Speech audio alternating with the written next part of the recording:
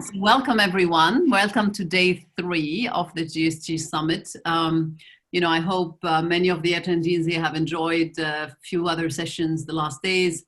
I personally joined a few of them and really love how there is a kind of a moment, around impact, and that I've heard often, let's not get this crisis kind of be a lost crisis. And so today is the theme of the whole day is action.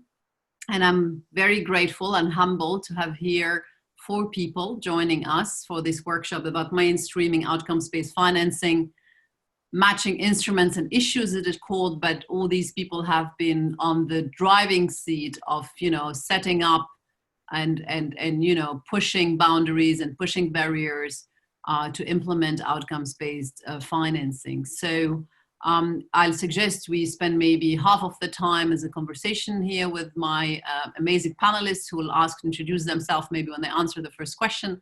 And then I'm looking forward to an active chat and to get some attendees maybe to engage with us in the conversation. So Radana, I hope you're okay if I start with you. Radana has been a trailblazer in the field of outcomes-based finance, both nationally in the UK and development. So maybe you can introduce yourself, but tell us also from your long experience now, having worked and used outcomes-based model, can you tell us, give us an insight, what you've learned, especially when we are thinking now about scaling and about bringing this more mainstream? Yes, absolutely. Thank you, Amel. Fantastic to be here with you today. And hello, everybody participating today as well. Brilliant to have so many of you joining. My name is Radana Crhova. Just as a brief introduction, I lead our work on bringing impact bonds to scale in the newly formed Foreign Commonwealth and Development Office.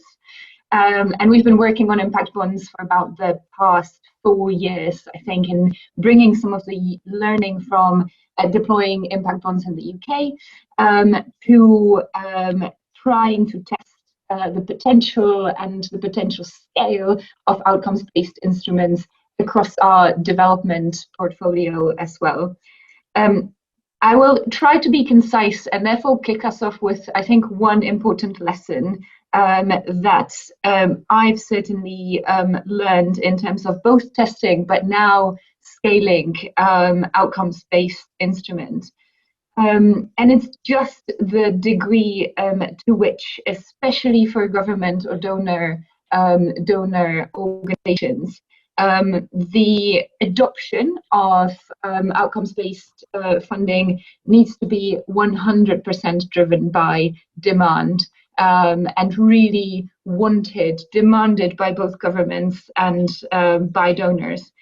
Much like any sort of change in organizations, outcomes-based commissioning brings both a change of attitude and a change of pace, a change of culture for us in terms of how we think about commissioning public services, and needs to come from an understanding or realization, and importantly an appetite for that change, realizing, look, do we have a public service that could be changed, should be delivering more and better outcomes for the people whom we ultimately serve, or seeking for better prices and more efficiency in delivery. So I think without that, and with governments as outcome funders, without that realization that outcomes-based instruments could bring something new and could enable us to improve our own performance, it is much more difficult to adopt, and it's much more difficult to really go through the many technical intricacies of outcomes-based financing. Okay, fantastic. So maybe later I'll ask you more to give us an example where you've seen that demand actually drive the change. I'll move maybe across the ocean, the Atlantic, to Vikram in Boston, and to see what your insights and experience have been.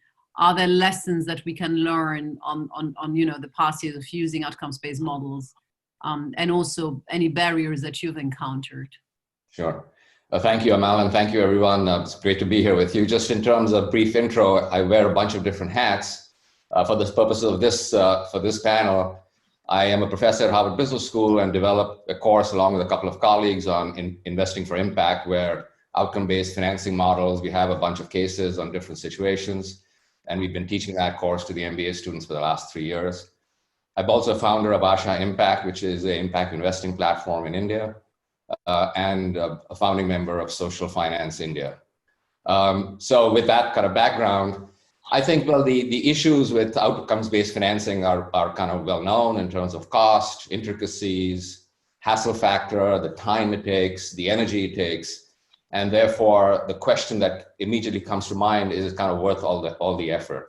And I totally agree with Radana that it has to come from a demand side, that this is actually worth the hassle, worth the cost, worth the time. But I also think that just on the positive side, my experience has been that the ones that have been done, the impact actually is enormous. And we've been doing a lot of research, and I know a lot of organizations who are involved in this have been doing research that the actual return, the social return on investment, whether it be from the philanthropic side or the government side, where it has been done, is actually pretty huge. So the question really is, how do we kind of keep that return on investment, but reduce the cost side and reduce the time side and the hassle side? I mean, that really in my mind is like the holy grail. What is hopeful, and I'm hopeful for, is that it's an iterative process. I'm going to give you an example of education outcomes-based financings in India. There was a small DIB done, less than $1 million by Educate Girls. It was over 4 years, the usual thing of big intricacies in setting it up. But the impact was there. And now they've just launched another one with the British American Trust that on a much bigger scale, much more service providers involved, different interventions to test them. And, it's like $11 million still, in the big scheme of things, a drop in the ocean. But it's a good test. So it's an iterative process. And the hope is that this would then result in more people being involved. The government now is starting, which I'd love to hear from the French government and the British government and others that have actually seen this. The Indian government is very skeptical about it. And not skeptical in terms of being negative, but just not aware. But as they see some of these kind of success factors happening, the hope is that there'll be demand from that side. Because that's really where, if we can create rate cards, standardize the process, reduce the cost, get the service providers educated, that I think is where we should be headed. So that's from an action standpoint, that's one. And I'll come back to it in my comments later as to how do we bring currently in outcomes-based financing, there's no real fiduciary money there, no real money there that is actually looking for market rate returns, right? It's either charity or it's government. And so how do we co-opt private capital into outcomes-based financing models? Because that ultimately, in terms of the scale of things, is what's going to move the needle dramatically. So let me stop there. Okay. No, thank you very much, Vikram. I'll go to Yaron, and Vikram talked about there is a lot of pain, on the one side, but there is a lot of reward on the other side. So can we keep that reward and just reduce the pain? I mean, that's a good question, and I know one that Yaron, you've been kind of dealing with, where in Israel you've been working on, developing social impact bonds, but also scaling those in terms of outcomes fund. Tell us a bit about your experience. You're muted, Yaron. Oh, here we go. No. First of all, great to be here with all the new friends from different walks of our career. I co-founded Social Finance Israel 7 years ago with Ronnie Cohen, and I'm the CEO since then. It is a lot of pain. It is a long journey. It's an educational journey to bring the government on board, because as Radana said, it's all about the demand. If the demand comes from government, it will make things slightly easier, not necessarily easier. But some lessons that we have learned during this journey is, one of them is really that one of the big objections that we get is from the execution agencies, meaning the other government offices that have to commission the project. We work usually vis-a-vis these agencies, these government agencies, and with the budget department in the Ministry of Finance. And sometimes what we see in many cases is that the civil servants that are responsible for these themes or for these issues that we want to do a social impact bond, sometimes they resist the project. What crosses their mind is that if we do that, if this succeeds through using a social impact bond, then one day someone will come to us and say, hey, what did you do until now? So we find this objection pretty often, and we try our best to overcome this because it's all about trust and belief. We try our best to overcome it. One other lesson that is very strong, specifically in the Israeli political atmosphere now, is that for the last 2 years we don't have a stable government. We have gone through 3 election campaigns, and the 4th one is just around the corner, and COVID is hitting all of us. But I see that for new politicians or ministers in the government that do not know what is the life expectancy serving as a minister, this is a great tool to preserve their policy. I mean, you commission a social impact bond, and even if there is a new government and someone has to change their priorities, whenever you have investors at the back making the deal, you cannot change it. You cannot change the policy because this is a government default, if you wish. So I guess that now we see in Israel a lot of demand for social impact bonds. We are involved in 10 or 11 different projects with the government. Before, the pipeline was maybe half of that. Connected to mobile device. I guess this is one of the points we see. Yeah, fantastic. Thank you. I'll go to Thomas in Paris. Thomas, have you managed to sort the audio piece? Because we'd love to hear your experience about, we've talked in the preparation call about a few of the barriers also that you've encountered with outcomes-based finance. Are we able to connect with you?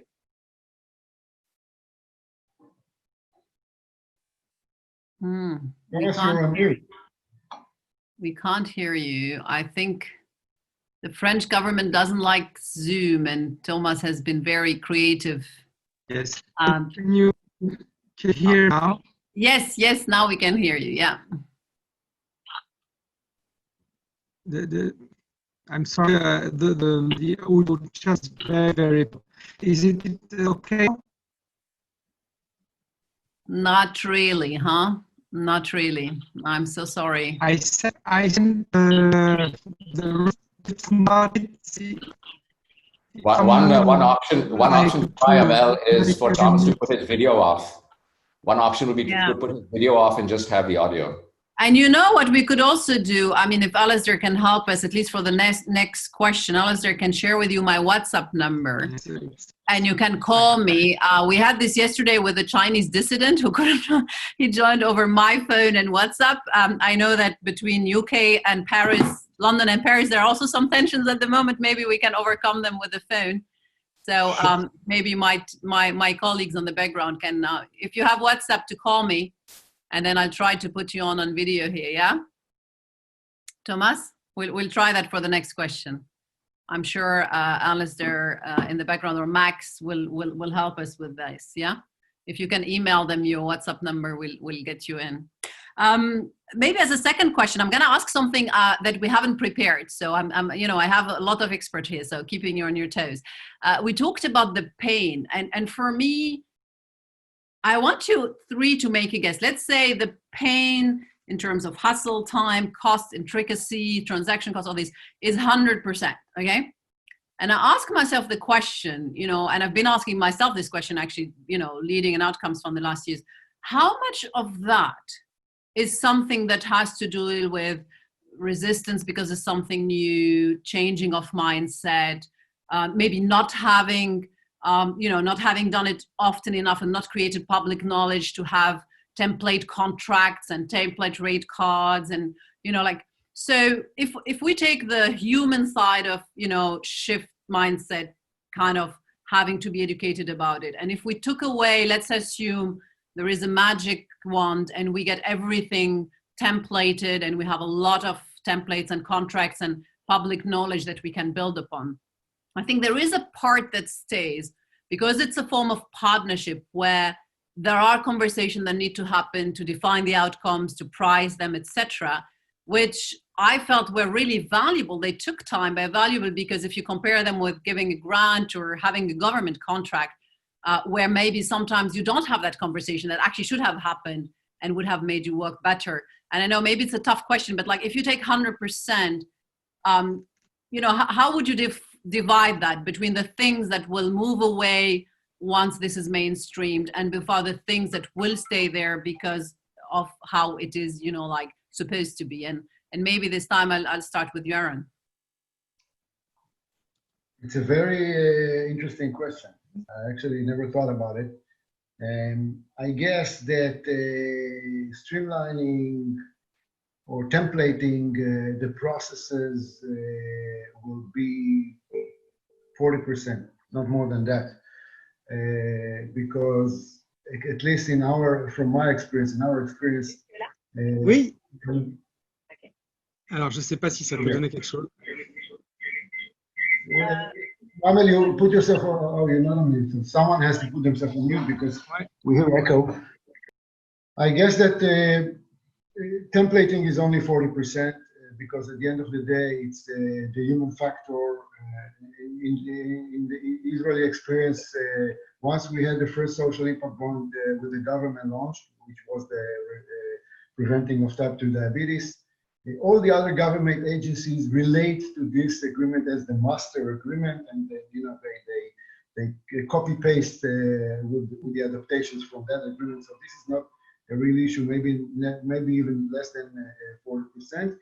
At the end of the day, it's a personal thing. You need to discover. You need to find your champion that will push it through the budget department, through the commissioning processes, and be committed to the process and to the outcome. So I say it's either 60-40 or 70-30 towards the human factor in my opinion.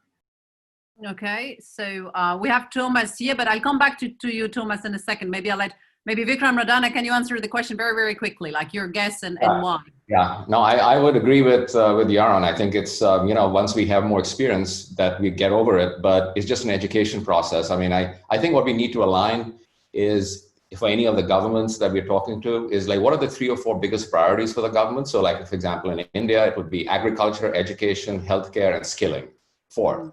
And we've actually got examples of all 4 around the world of social bonds on those. And then finding a champion. In any of these governments, you got to find this inspirational person who's actually willing to kind of go down a different road. And I think that would be a big, big takeaway in my mind. Okay, great. Radana? Yeah, I think from my perspective, the only barrier that could limit that, you know, percentage or the ability to which we're able to squish that is replicability, right? And are there barriers to which we can actually templatize impact bonds and make them essentially this cookie cutter approach? If we can replicate and, you know, whatever aspects we can replicate and create templates, fantastic. That will help us change faster and make us a lot more attractive for those government commissioners as well. There might, though, be that remaining percentage, which is, you know, we will be tackling new problems. We will be tackling problems with entirely new populations or in entirely new countries, in completely new ecosystems when it comes to country regulation, etc. So I think that we can't kind of assume that all the pain will go away once we've launched some of these first funds. Let's continue testing in terms of, you know, what are the funds number 3, 4, 5, and 100.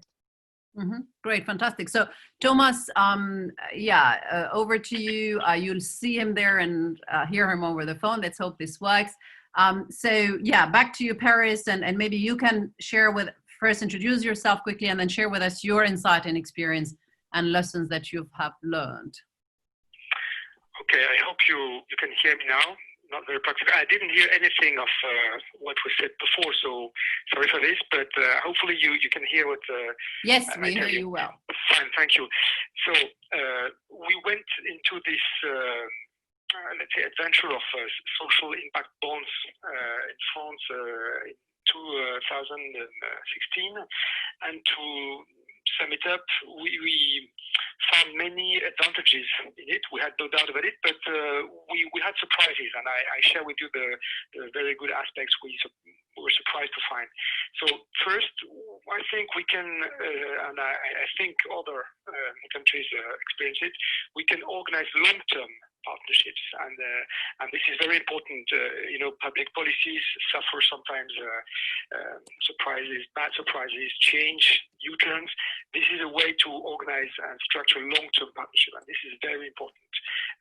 We also manage with these solutions to, let's say, put in adequacy all expectations from different, let's say, field of public policies, intergovernmental departments, and this is very precious.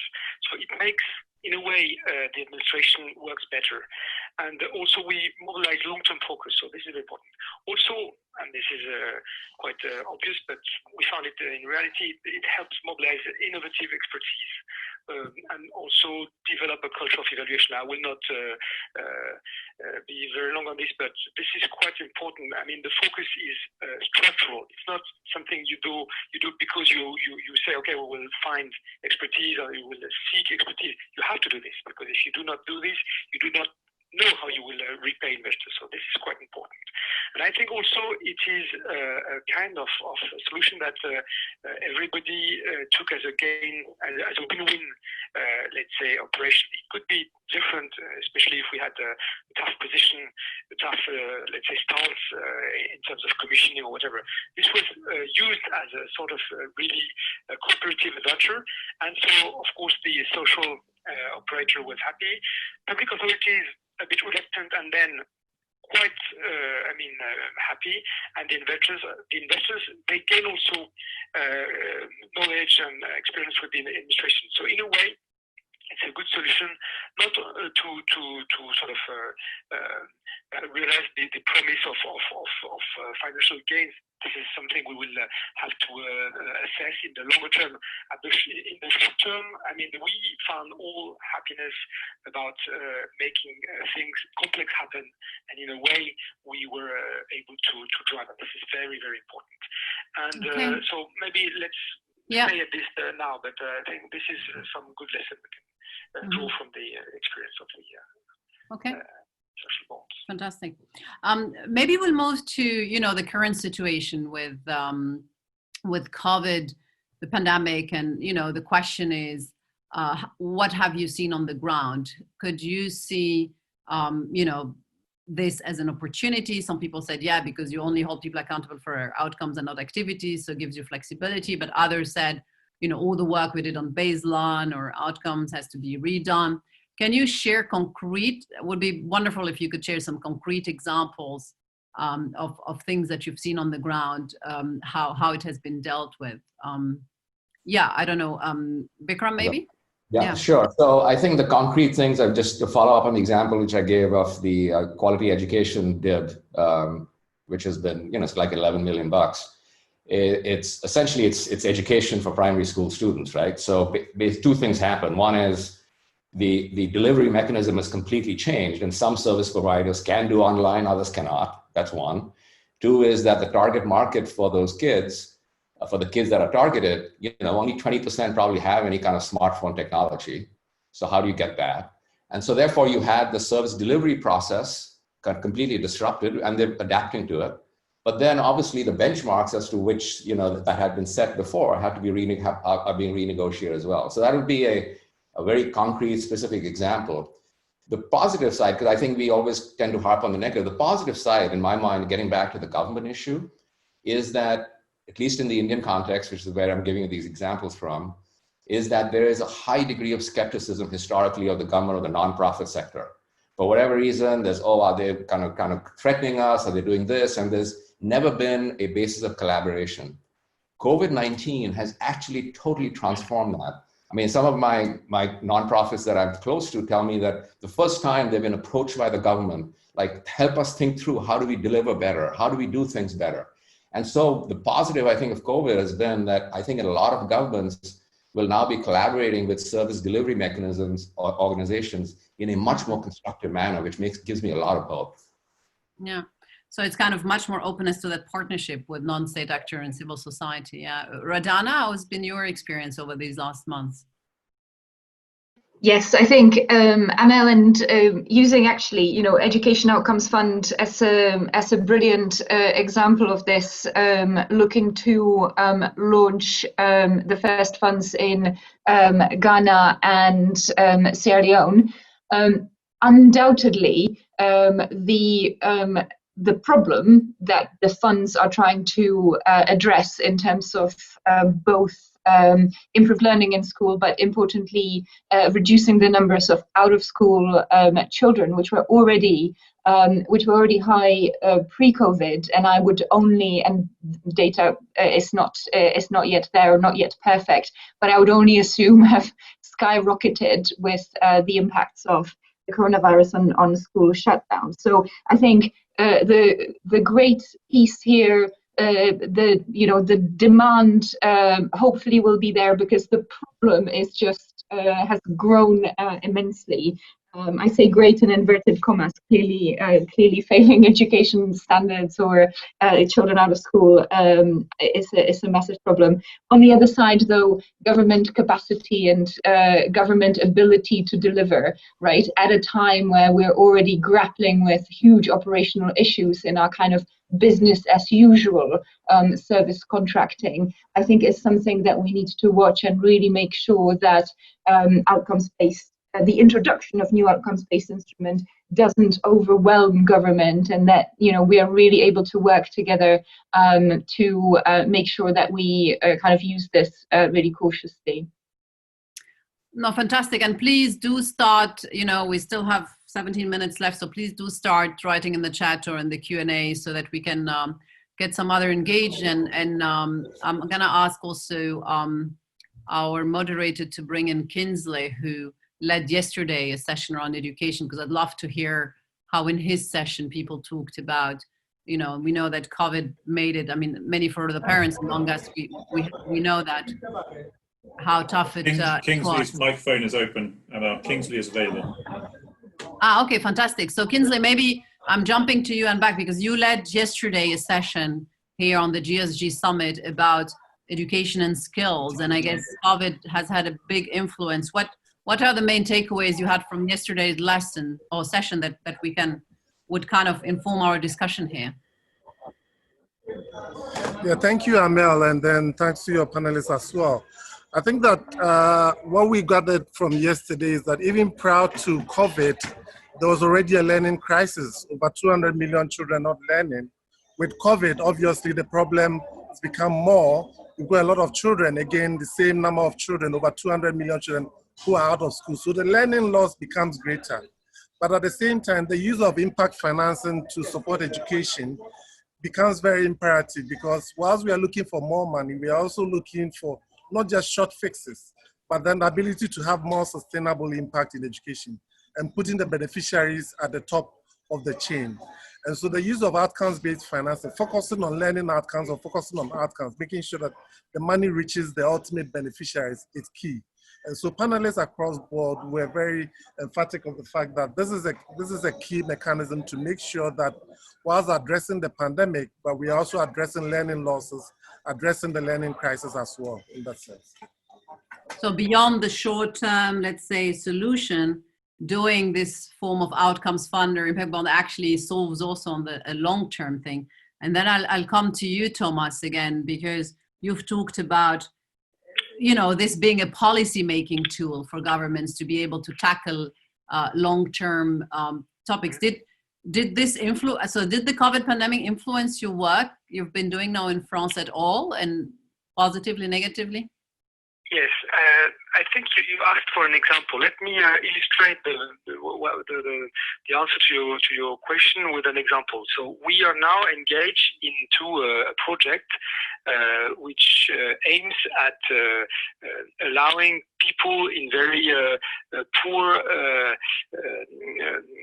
mental situation and also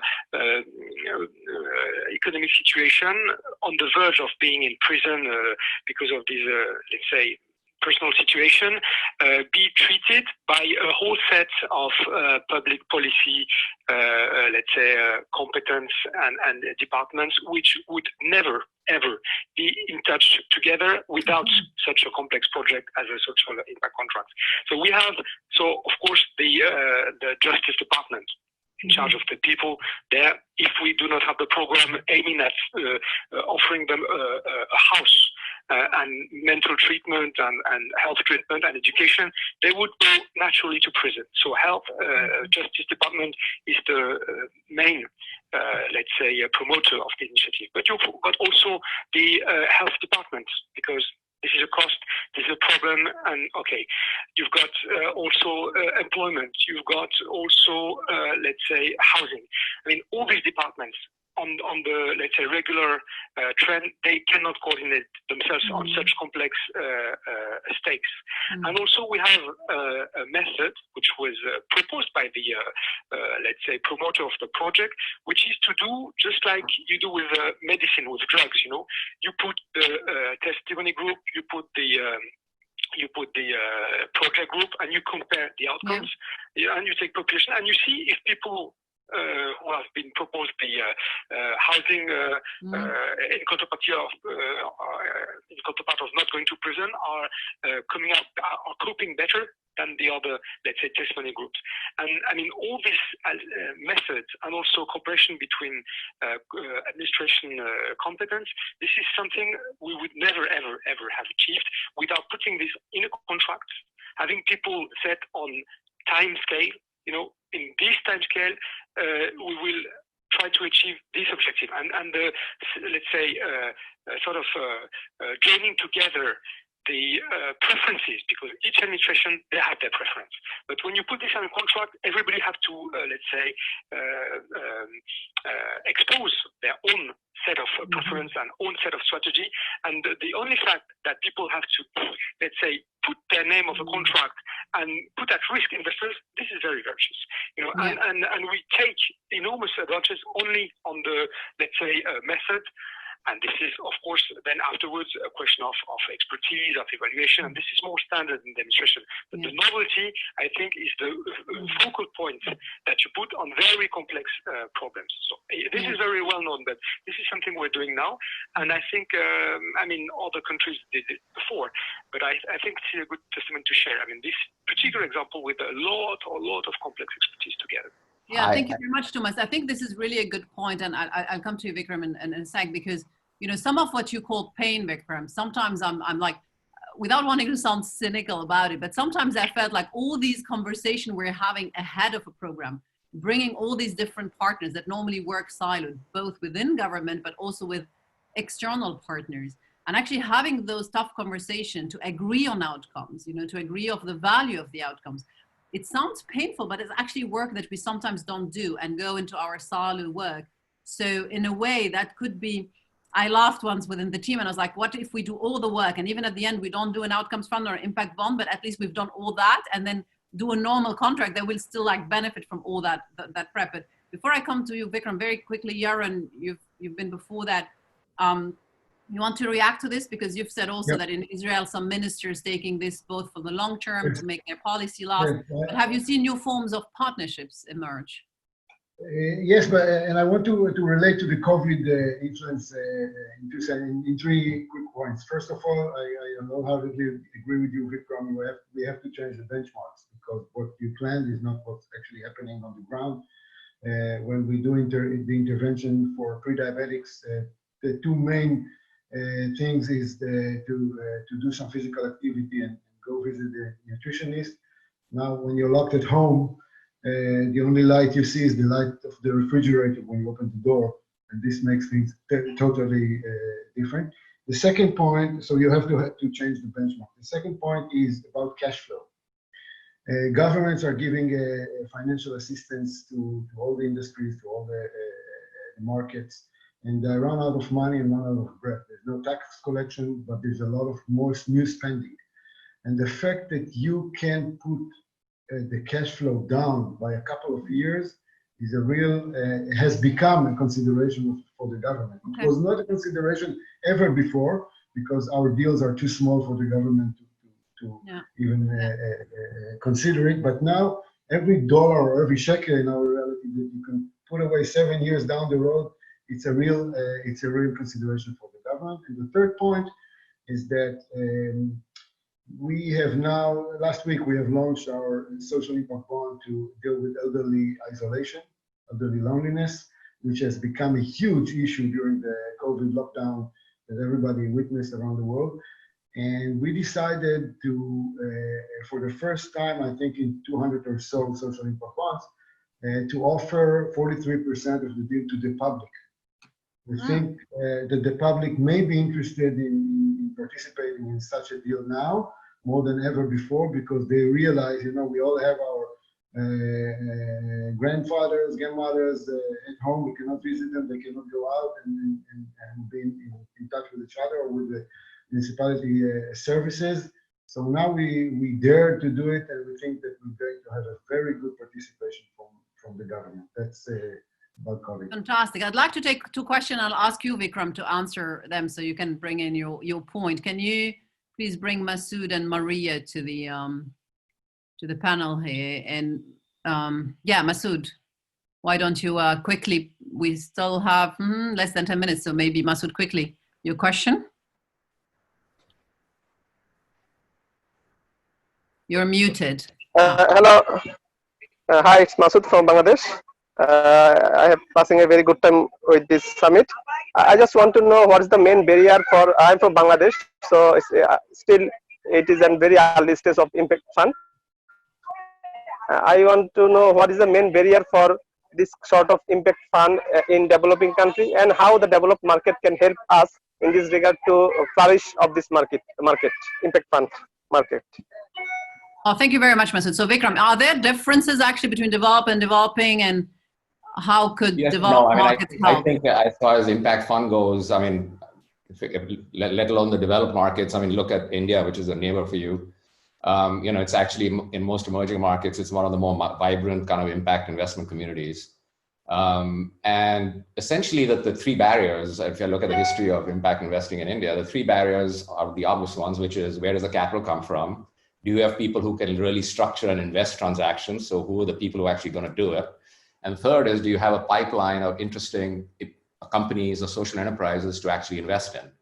And I think building that whole ecosystem is where, so the first question though is the gating question, which is the money. And in most cases where, the impact investing has been catalyzed, it's really come from the development agencies, DFID and others have been, CDC, have been at the forefront of that. So I think, once you have a good team that's really focused on developing this whole ecosystem, maybe getting that kind of development capital is the first step, building out the thesis and the business model, and then you go to other kinds of capital, more mainstream commercial capital. I think the other thing in terms of scaling and government spending is in terms of kind of demonstrating to government, I just want to mention Yaron. Sorry, go ahead. I'll stop, Amel. I know you want to take some more questions. No, it's fine. I just want also to hear the last one. Maria, we have a question, and then I'll finish by asking Radana and Thomas, who both represent governments here, what advice they would have for NAB leaders or for countries who want to mainstream outcomes fund, how to go about it. But before I come to you, Radana and Thomas, we have Maria's question. I know, Maria, you are in a bus apparently, but go ahead. If we can't hear you, I'll read your question. Sorry about this. Thank you very much for the panel and all your insight. My question is regarding when you're building an outcome fund, you need to transpire several government administrations. So how do you ensure that all your findings and all the learnings from the outcome fund are actually transmitted from administration to administration and incorporated into public policy? And related to that question, if that doesn't happen, does the outcome fund intermediary become a de facto repository of all that information to ensure that it gets fed into public policy in the future? Is that okay if I pick on you, Radana, to answer this? Because I think the UK government has the longest experience with this, and there were a few changes in people over time. Certainly, and I think it is a brilliant question. A political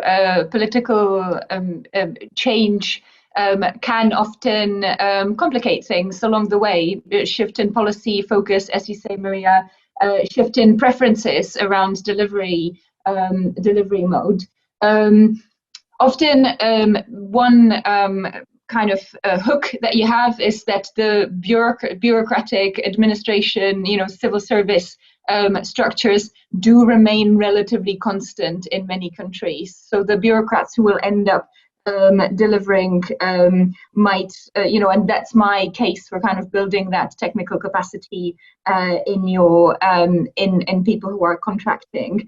But I think you make an excellent point there in terms of building the evidence base, right? How do we influence policy? By continuing to present a robust, solid evidence base and continuing to make the rational, logical case for why improving and driving efficiency in government influencing matters. So I think, the work here in the UK that the Government Outcomes Lab has been doing is brilliant. And I know that, in country, we've in different countries around the world, we have our kind of local academic leadership behind this, often supported by government, but not always. So I think that wider ecosystem support is really important too. Okay, we have 2 minutes left, and I'd love to hear from each of you, like super punchy, a few second advice. What advice would you give the NABs and NAB leaders? Because it links to our next session. So I hope some of the participants will join the next session where we dig deeper into how the NAB leaders, which are the National Advisory Board of the Global Steering Group for Impact Investing, to mainstream outcomes fund in their respective countries. Very quickly, 2 minutes left, and I'll take 10 seconds to say goodbye. So Vikram, maybe? Yeah, sorry. So I think the demonstration effect, and from a NAB leadership perspective, the demonstration effect is absolutely critical. I would, if I were you, don't try to boil the ocean, look at a few success stories and go after them. One quick example, the green bond market, right? That's a commercial market. It started off with a very, very small market. People are skeptical. There were green bond standards. Does this happen? Does that happen? Over 10 years, it's now over $1 trillion of green bond issuances, supported by most governments in the world, allocating money to kind of clean the world out climate-wise. So demonstration effect. Yaron, your point? My 50 cents is that you need to work with the government, top down and bottom up at the same time, work with the ministers, maybe the right policy, work with the civil servants to do the work on the ground, and find the champion that will partner with you and lead it all the way. Fantastic. Top down, bottom up with a champion. Thomas? I would say to gain success with social impact contrast, you need to create a team building with people who want to climb the mountain within the administration, in front especially because we have a lot of trouble. Oops, sorry. Sorry, I wanted to make it louder and cut you. I'm so sorry. I'm so sorry. I'm so sorry. I wanted to make it louder because it was difficult to hear. Apologies. Radana, maybe the closing word on advice on NEB leaders? Mine would be find your team. Again, you're about to embark on a huge balancing act in creating first outcomes funds and matching them with impact investment. Find the best team you can of the most motivated people from across government, impact investing, and the NGO and private sectors. Get on with it and demonstrate, even if it's starting small.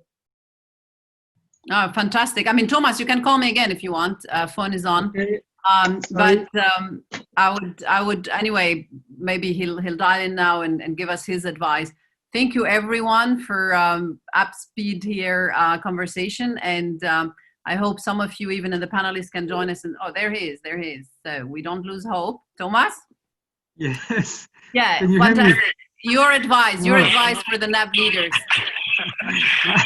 My conclusion will be very, very short. I mean, bring enthusiasm, speak with all the expertise in the administration, because people will go autonomously and they will try to reach the objective. So this is really like a big adventure, and to embark people in it. Fantastic. Thank you very much. Thank you very much, everyone. And I'm looking forward to stay in touch in this whole ecosystem for this journey together. All the best.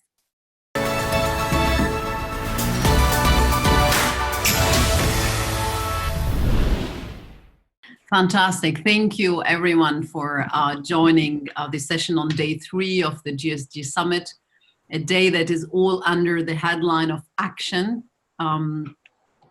And who best to speak about action with than 4 NAB leader, National Advisory Boards leader from all over the world. Very grateful for you to join us today. And we're going to talk about, you know, what you've been doing in your respective countries, what challenges, opportunities have you encountered. But most importantly, we'll try in this workshop to go a bit deeper in terms of concrete actions, concrete activities, maybe even concrete support that you can give and receive and wish to receive to, you know, to kind of take our agenda of mainstreaming outcomes-based finance where they make sense for the beneficiaries, obviously, to discuss that. I won't make long introduction of our panelists. I'll ask them to introduce themselves when I ask them question. We'll try to keep our answers very brief so we can go through the question, and love really to hear from our attendees, both in the chat or in the Q&A function, so that maybe we spend half of the time talking among ourselves, but then very quickly then get some of you to join the conversation. Today we have, Alistair, help me, how many NABs do we have today, actually? So we've got 30 NABs at the event, 33, but on today we've got at least 4 on this panel. And many more. I mean, in general, we have 33 now in the world. 33. So 33 countries have already national advisory boards who are driving this agenda of impact investing and outcomes-based finance. And on the panel, we have 4 of them. So this is definitely a movement that has started. So I hope I can start with you, Kia, because we know from the different NAB leaders here, you've had, I think, the longest experience with outcomes-based models, including SIBs and others. And I've heard from you that in Canada, you've even kind of reached that next step, which is moving away from individual transactions and deals to creating larger outcomes fund. Can you tell us a bit about that journey and specifically what you've learned during that journey and what drove actually this last move? Sure. Maybe introduce yourself first, yeah. Oh yeah, Kia Kavoosi from the Mars Center for Impact Investing in Toronto, Canada. So it has been a journey. I think where we are now is very much thinking more towards a national outcomes fund strategy. And that, I think most attendees here will be familiar, but for those that aren't, it's essentially pooled capital and expertise for outcomes-based financing. So some of the challenges we face, and I would say the motivation of why we're moving towards that strategy, I think, you know, some of the barriers or lessons learned that we faced, I think firstly at the most fundamental level is just a knowledge and expertise gap. So there's just been a lack of widespread awareness, understanding, and especially when projects are quite small, drop in the bucket on government and institutional investors, it just doesn't register as something that's vitally important and scalable. So that's the first thing. The second thing is then when you don't have a funding vehicle at scale that facilitates collaboration and co-funding between public, private, social sectors. And that's often some of the synergies between the various sectors is what makes outcomes-based financing operate optimally. And that's something that, again, without that funding vehicle and at scale at a national level, it kind of lacks that, that mechanism. The third one I'd mention is inefficiency and fragmented processes. And this is often with government procurement processes, often tend to be quite, you know, department by department, quite fragmented, narrowly focused. And often you have different departments at the federal or provincial level, or even between departments at the same level, competing for funds, or the cost savings might not accrue to one department over another. So it creates a lot of siloed fragmentation, which doesn't help. And lastly, which I know has been a perennial conversation, is with impact measurement capacity and capabilities. And that lack of investment and sufficient funding that's allocated to that, that's a huge enabler of outcomes-based financing and impact investing, as I think most people would agree. But again, when you're not operating at scale at a national level, the required funding towards that is often neglected. And so our strategy has very much been, can we move from project by project, deal by deal, to a more scaled, streamlined, collaborative approach? And there's a common fund manager that can have a more portfolio, holistic view across various social issue areas, and in turn, hopefully be a foundation to build a stronger ecosystem as well. And the last point I'll mention is on the community-driven side as well. So we want it to be top-down on the supply side, but very much working with local partners at the grassroots to say, where are the innovations and solutions coming from, and really having the backing of a national fund in partnership with community-level organizations as well. Yeah, fantastic. It links to what Yaron said in the previous panel. He said, you have to work both top down on the policy, but also bottom up from government, and then having kind of a champion in between to deal with those. So it links to your top down and then the community level to bring together. I'll go to Laura. So you're in Spain, Laura, and I know that you've been working really hard on introducing these outcomes-based models. I know that you've encountered a lot of barriers and, challenges. And I think sometimes people say we can learn more from those sometimes than from successes. So what have you learned, and what can you share with us that we profit also from your learnings? So yeah, I'm Laura Blanco, and I'm in charge of knowledge and outreach at the Spanish NAB. And I'm also leading a task force on social impact contracts, as we have renamed social impact bonds. I think, this was a consensus that we reached among the ecosystem to change the name. So it doesn't confuse the government and investors.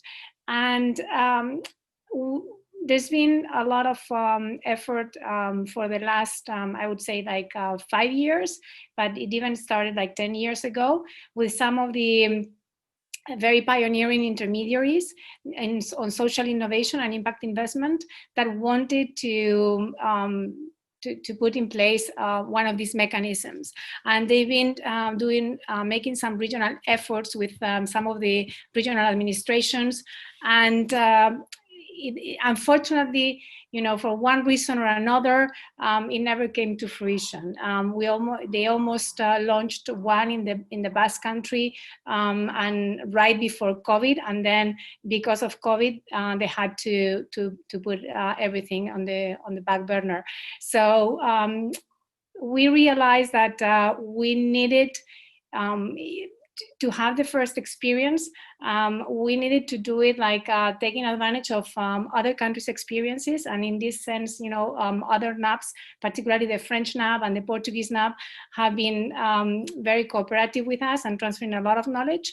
And we started a journey working with the whole ecosystem, and that was at the beginning of the year. We found support from a foundation, and we started thinking about putting together a proposal, working with the whole ecosystem, not only with intermediaries, but with the regional administrations that were interested in doing this, and with the social service providers. So we wanted everything on the same boat, and trying to work together a proposal that would help to convince our government to set up an outcomes fund, because as Kia was saying, we realized that there is a lot of need for capacity building, because it's a new instrument and we've never done one. So everyone is asking, okay, show me an example. Who has done it? No one wants to go first. So we actually reached out to the European Investment Bank, and we brought them to the task force. And it looks like now the municipality of Madrid is going to get help from the European Investment Bank, and they launched an initiative. So it's a journey, and we just started. And it's an important question that we need to ask ourselves. Do we need some people said, okay, yeah, you know, one success sector is show a success and then build on it.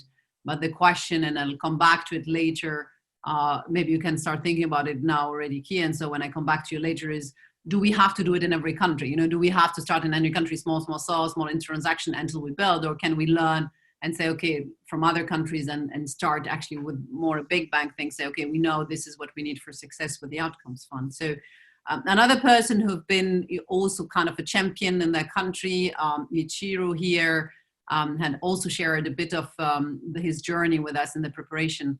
Would love to hear more of that. Thank you, Amel, and hello, everyone. I'm Michiru Toda. I'm from Japan, and then I currently work for the Japan Social Innovation and Investment Foundation, and that foundation serves for the Secretariat for the Japanese National Advisory Board, or the GSG. So I'm here. I'm happy to share my insight and experiences, what we experience in Japanese this new scheme market. So actually, compared to the Canada, explained by the Kia, we are still in the earlier stage of installing this project.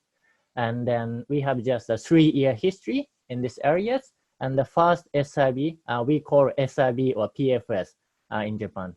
And the first SIB project was launched in 2017, 3 years ago, in Kobe City, in Hyogo Prefectures, and Hachioji City in Tokyo.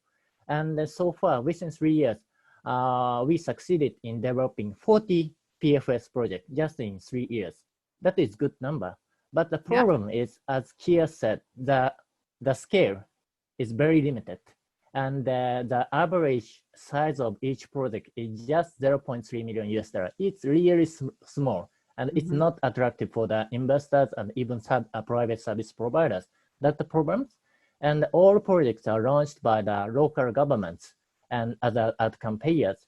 And then each independent and individual project, and sometimes which is very fragmented. So in practices.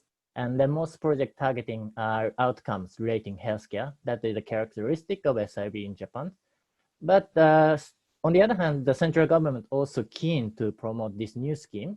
And then actually SIB and PFS are already mentioned by the government's growth strategy, which is the most important political and strategic document in Japanese government. And that SIB is mentioned to be promoted for the past 3 consecutive years in that most important document. And also the Cabinet Office last year set up a new task force in the Cabinet Office to specializing in the SIB and the PFS. But the problem is also the budget and the scaling. We do not have yet an outcome fund like the UK or CIPRA in the US, and also the International Alliance EOF. So first, the problem is budgeting. Like the other ordinary governments, Japanese government has an annual basis budgeting culture. It means that we first have to overcome the annual basis budgeting culture. It's a paradigm shift we need to promote outcome-based project, and we need outcome-based budgeting. It means that we need to overcome annual basis, and we need to implement the budgeting over plural years. That is important because the outcome-based financing project usually needs enough time scale and enough time frame.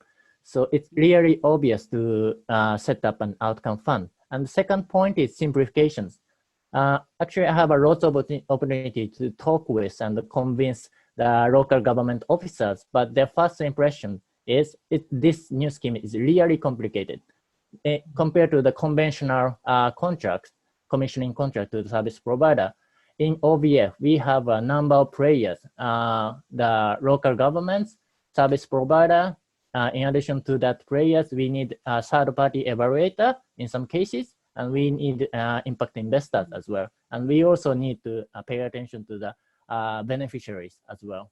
Yeah. That's the problem. So we need simplified and more coherent approach over the fragmented project in practices. Oh, thank you very much, Michiru. So I go to you, Tasvir, from Bangladesh. You are like the newest, person who joined this journey now, setting it up. Can you share some lessons you've learned from these previous months where you've started this journey? Thank you, Amel. Hello, everyone. I am Tasvir bin Mahabub from NAB Bangladesh Secretariat, and in comparison to the global impact investment trend or momentum, we are at the very earlier stages, and even though we have a very strong NAB, but however the main challenges remain in educating the ecosystem. Like Kia said, there is a big gap in understanding the impact investment in broader ecosystem, among the broader ecosystem builders, and bringing knowledge and bridging this knowledge and education gap remains the main problem and main challenge in Bangladesh. We are talking about mainstreaming the outcome-based financing, but we are at the piloting stages, and we need successful examples, case studies similar to Bangladesh or the Bangladesh ecosystem, not a developed country, like where the context is similar to Bangladesh, so that we can actually replicate or we can learn from them. And there is a significant knowledge gap in terms of fund managers. We do not have enough fund managers who can actually measure impact. We have a significant drawback in impact measurement framework, and the policy we are actually working with policies. The government and NAB already started working on policy side, but the actual the implementing side is actually hollow. So we have to work on that. And so there is policy and there is implementation, and we have to bridge both. And I think government currently is working as an overseer, but if government actually moves, actually takes the first step and becomes the market,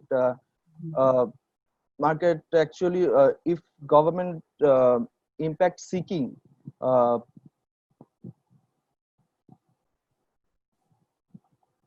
purchaser, then I think, and if the PPP authority can actually, the private public authority, partnership authority can, if they implement outcome-based financing in their small-scale projects, then it can be effective move for Bangladesh to actually introduce this system and mechanism. And if and I think the main point is here that government should step up and they should implement, and they actually should build the market for other players to adopt this financing mechanism. Thank you, Tasvir. Thank you.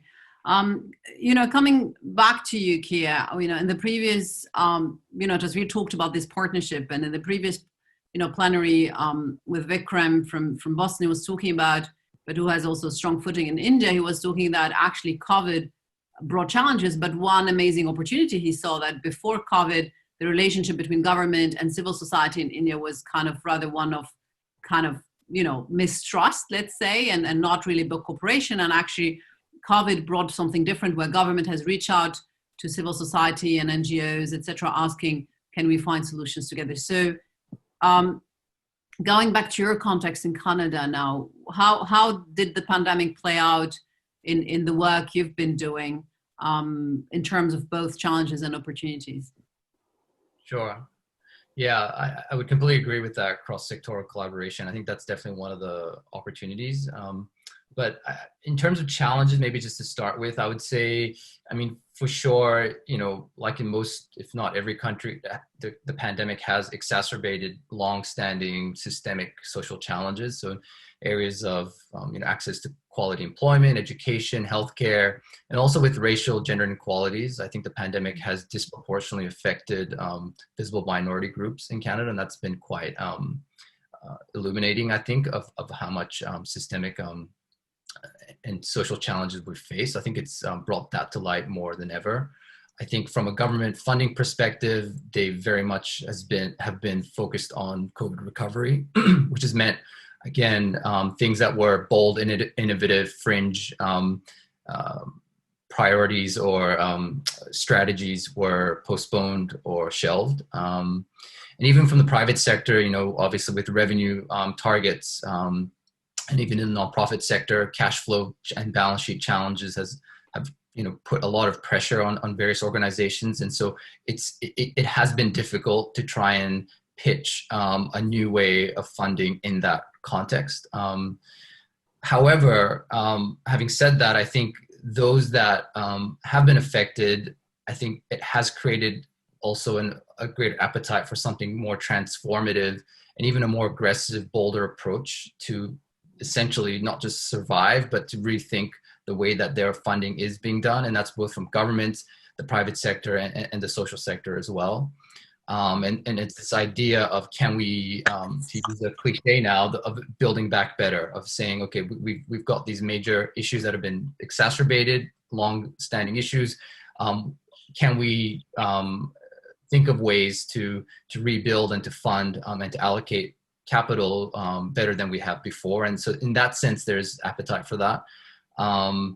And I think you touched on your point earlier about leapfrogging. I think in other jurisdictions, there is, I think, an opportunity to see this as a pivotal moment to move from incrementalism to, you know, major leaps ahead. I think there is a window of opportunity to do that.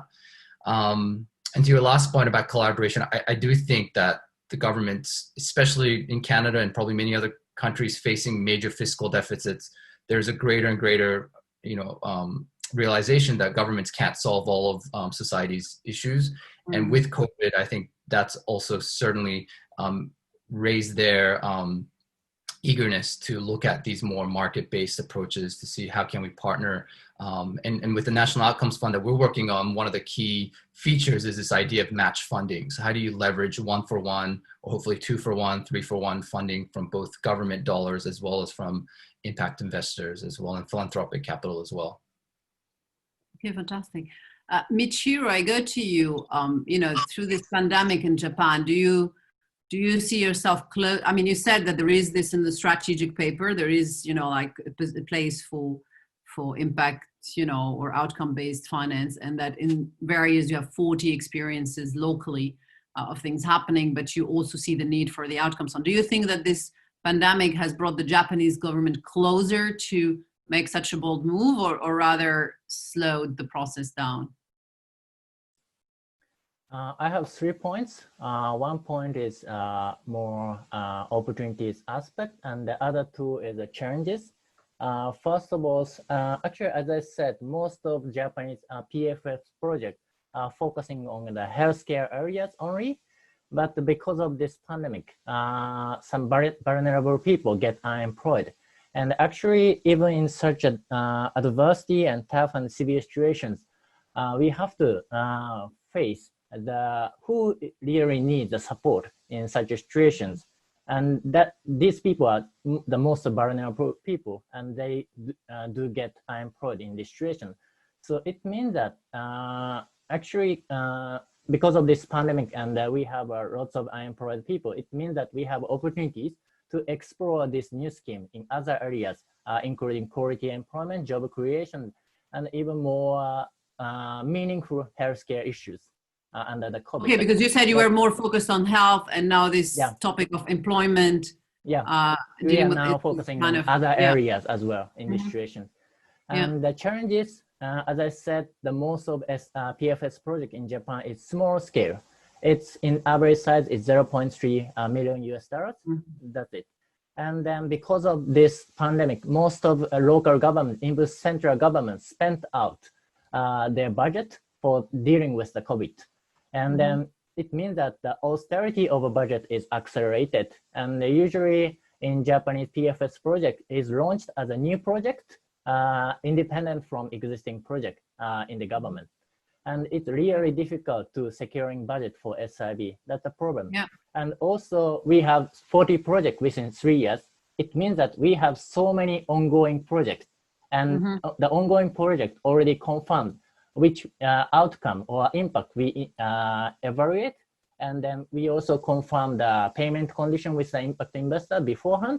It means that this pandemic situation really disrupts these kinds of ongoing projects. And I have concrete cases in Toyonaka City in Osaka Prefecture.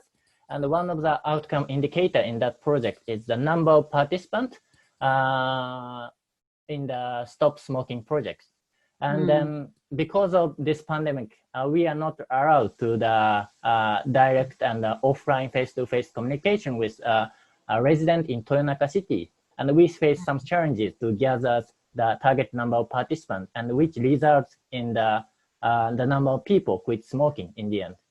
That's situation. Thank you. Yeah, we've heard issues with like the baseline doesn't fit anymore, or how do you outcomes. So Laura, quickly to you, you know, on challenges, opportunities, and Tasvir, and then I invited Jared to come in because Jared has, you know, moderated this session at the beginning, and now we are at the end of the summit, and I'd like to kind of draw some red threads there before we look at what concrete advice. But maybe quickly, Laura, and then Tasvir, on the opportunities and challenges that this pandemic has presented specifically for you, the work you're doing in Spain now with trying to build this outcomes fund. Well, I hope it's more opportunities than challenges, because we already have the challenge of, you know, trying to prove the concept. We think that this could accelerate the need to set up this kind of mechanism, and it creates an urgency from the administration. I think the risk is that they want quick fixes, and this is not a quick fix. But and also that the budgets are going to be strapped. So, you know, funding these SIBs at the end of the day requires, at least in the Spanish legislation, that the administration has already the budget before even like thinking of getting any savings. So they have to commit the budget, even, you know, like if they don't have to pay for the results, and that is a challenge. But you know, we hope they see, you know, the need for this, because it creates a lot of collaboration opportunities, and actually, you know, there's going to be more social needs than before. And the budget is not going to be enough. So I think, you know, trying to give them this long-term view about it. Yeah. So Tasvir, you told us about, you know, many of your challenges over the knowledge gap, and there is, you know, within the government, etc. And is there any new points you'd like to bring here in terms of the pandemic influence? You're muted. Sounding it, Laura, basically the government currently needs they want a quick fix, but introducing outcome-based financing or the complicated process, it's not something that you can press and play. And we have the landscape study, and we are going to in the upcoming days, we are in process of delivering the strategic Bangladesh Impact Investment Strategic and Action Plan.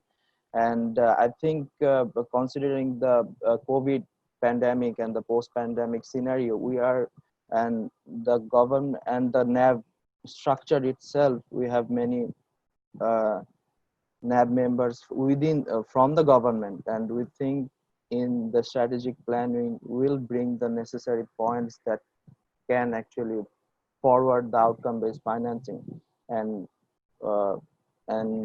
we can introduce the financing in the resilience period, not the recovery period, because government is working to actually look for a quick fix, and introducing outcome-based financing in the recovery phases might not be feasible for us, and we are trying to introduce it in the resilience phase, so that the social needs and others, education, health, and water, all these social needs can be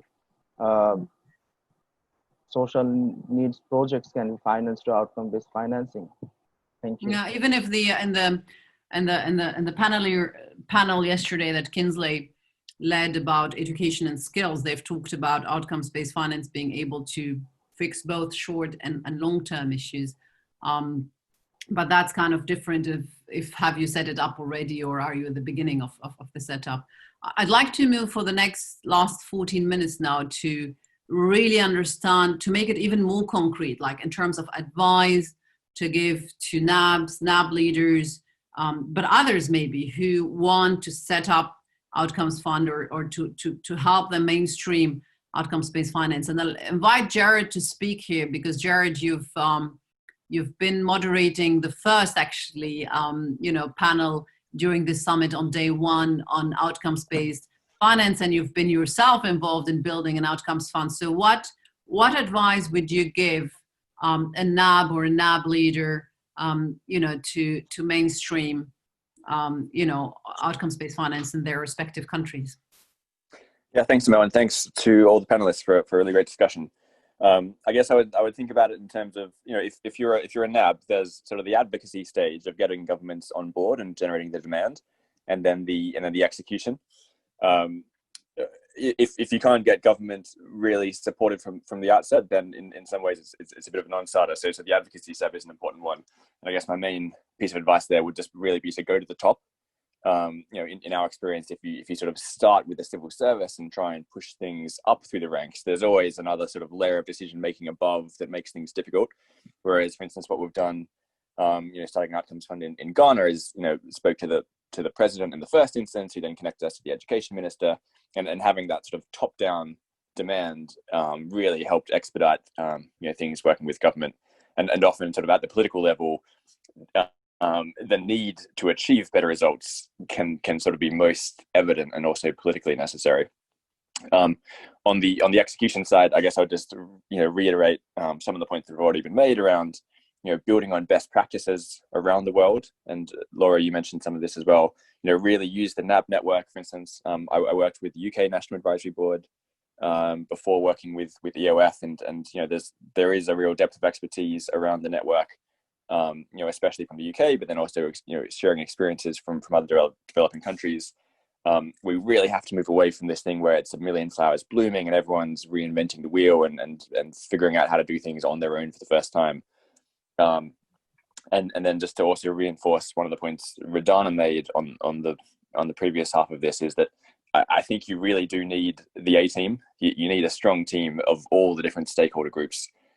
Just because of the complexity on these things, and especially when you're doing it for the first time. So you need people who are motivated, smart, willing to be flexible relative to the existing ways of working, and I think then you can really push these things through successfully.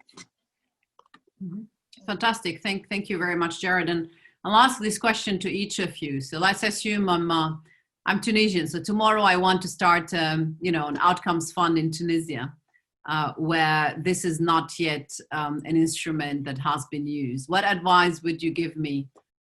What should I do first, second, or third? Yeah, I'll start with you, Tasvir. You have the freshest memory of starting now.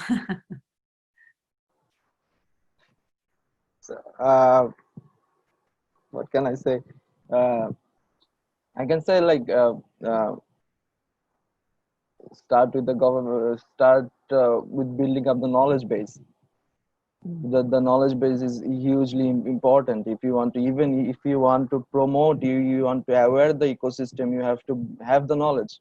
So get together with knowledge and all the literature, existing literature, and the global network. Use the global network to learn.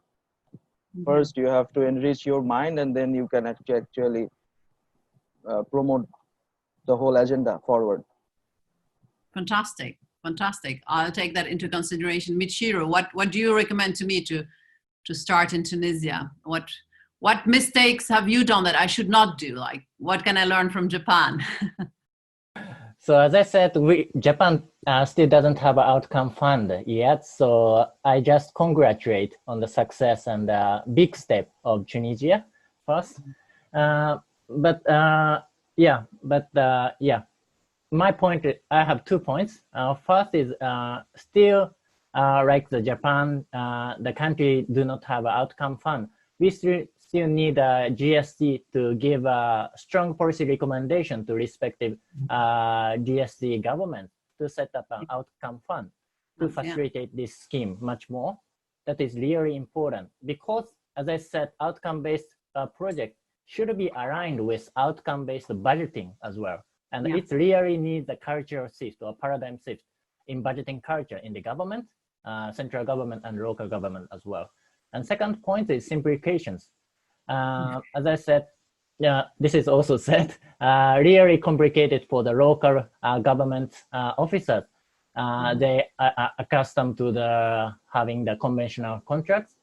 But one of the good characteristics of SIB is full of flexibility. We have flexibility in setting up the outcome indicators and payment condition, etc. But sometimes this full flexibility makes things complicated and hinders developing more projects. So my suggestion to the GSG and maybe your outcome fund to make kind of the more practical practitioner's guide, which helps to distinguish the parts to be tailor-made and the other parts just following the guidelines or standards. We need to distinguish which part we need think of from the zero basis, and the other part we just follow the guidelines or standards. That is my point, and probably this is my final remark. And I really believe in the potential of this OBF, and then I really this scheme focusing on true and meaningful impact for the beneficiaries, and it also changes the landscape of the community development as well. So I really believe in the potential of this new scheme to bring the paradigm shift and the cultural shift of the government officers to be more impact-driven and needs-driven of beneficiaries. So rather than starting with the tool, starting with a policy area or a beneficiary need and then convince the government. Laura, what advice would you give me if I'm starting from scratch? Well, I share everything that everyone else has said. I would recommend what we are doing, we hope it works, which is, first of all, look at examples of other countries that are similar to yours. I think the Tasvir point is important. Look for examples that the government can resonate with government, with your government.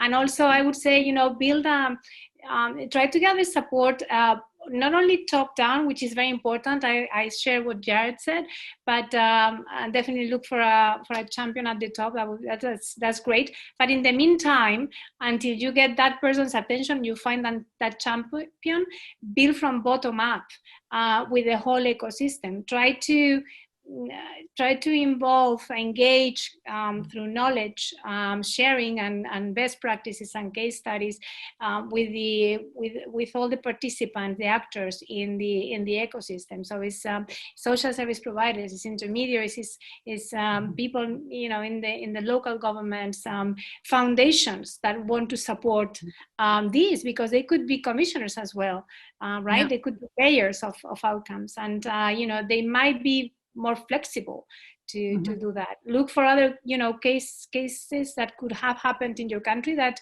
could resonate with the government, even if it's not in our case we don't have a SIB, but we have other examples of parts of a SIB that have been very pioneering and successful.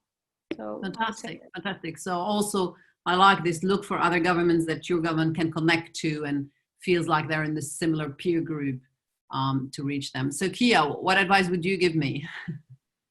I agree with all the points. It's always hard to go last with these things. So I think definitely, the way I think about it is definitely from the knowledge sharing, data evidence, case studies, gathering the best talented team. I think that's certainly important.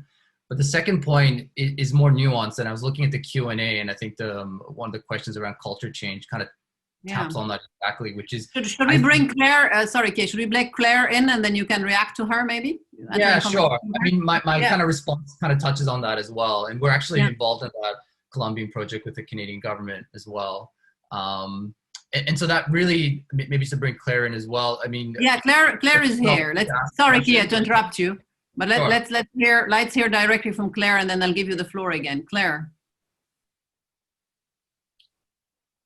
is muted.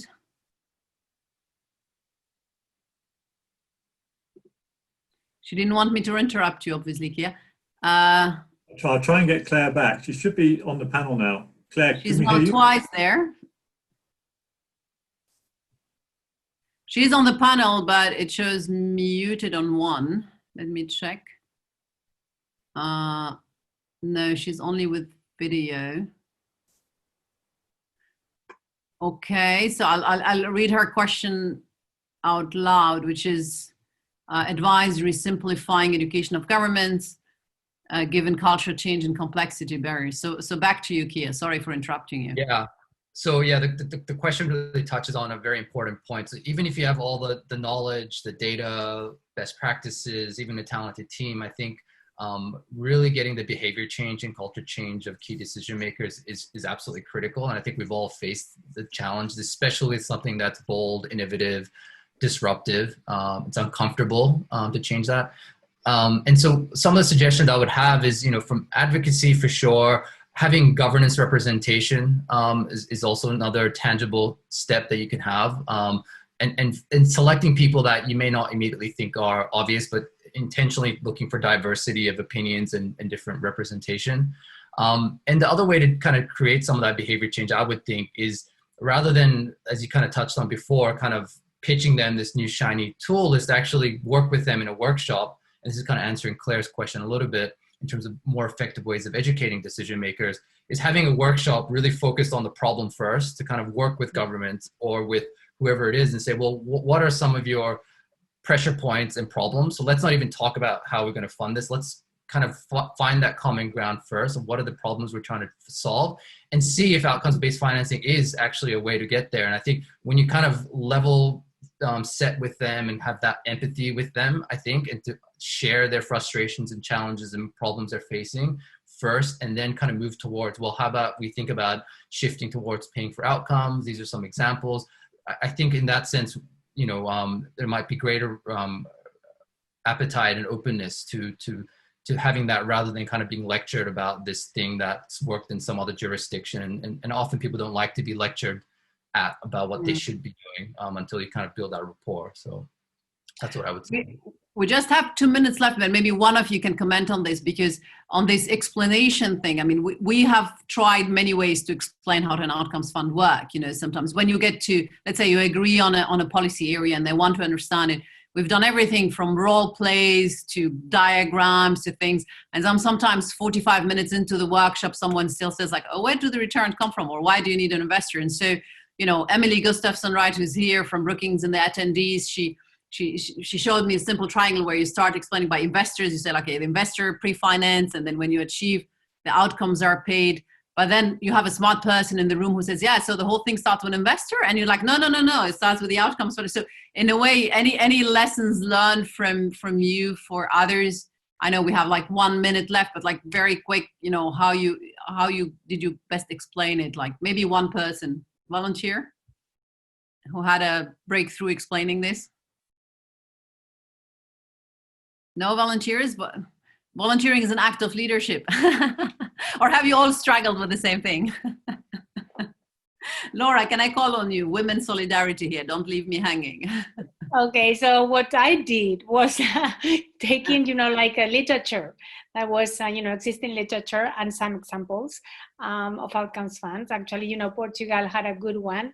And, that in my country it resonates more than maybe the UK one, because, the proximity and the same backgrounds and context. And just, try to make people understand that there are certain barriers, particularly in terms of like what is needed to build a market, and that outcomes fund is not only about getting investors there, but it's also about paying a lot of the expenses that need to be that need to take place to build a market and to make it happen, like feasibility studies, like evaluations to learn about what has happened. So it's not just about paying for outcomes; it's also about learning and paying for those expenses that no one's to pay for, but they are needed to for capacity.